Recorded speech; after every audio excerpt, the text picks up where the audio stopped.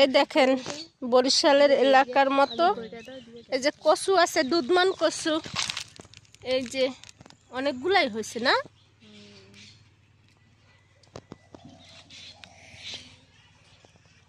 চলো, ওই যে আমরা বের হয়েছি, ওই আপার মামা শ্বশুর বাড়ি আছে ওদিকে, ওই বাড়ি লাউ শাক আছে। এই যে এখানেও আছে, কার যেন এটা,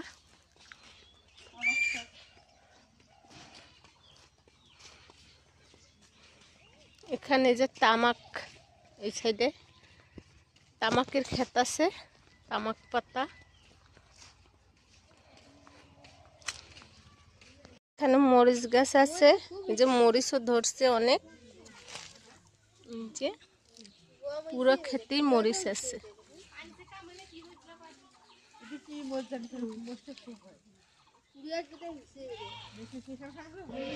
এই মরিচের ঝাল আছে, কালো কালো গাছ না, এই মরিচ অনেক ঝাল হয়। আমি একটা টপে লাগাইছিলাম, অনেক ঝাল। ওই যে দেখেন লাউ শাক কোথায় উঠছে, লাউ গাছ, কুটার মেয়ে আমরা বলি এটারে। আর এখানেও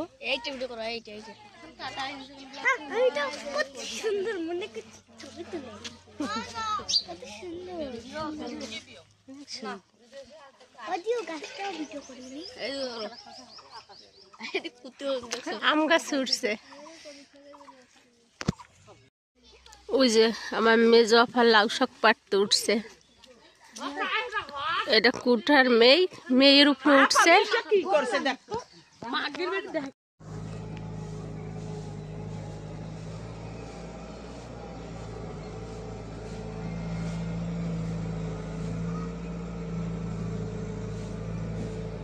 অন্যগুলো মেলা ঘাউ হয়েছিল দিছো, খালি মিশে না ফুটি গেছে, বৃষ্টি নেই। আমার হাতে একটা ঘাড় মতো হয়েছে, টাইট করে দিয়ে নাকি। যে এক মামির কাছে আসছি, উনি লতা দিয়ে বেঁধে দিচ্ছে, বলছে ভালো হবে।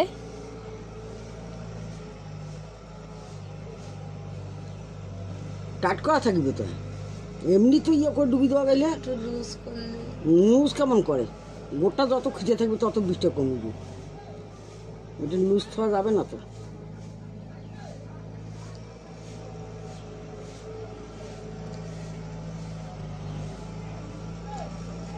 অত শুকিয়ে এলা ঢিল হবে না।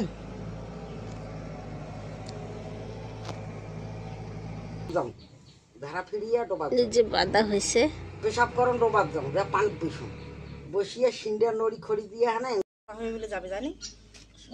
লাউ শাক নিয়ে এসে কাটতে বসছে সবাই।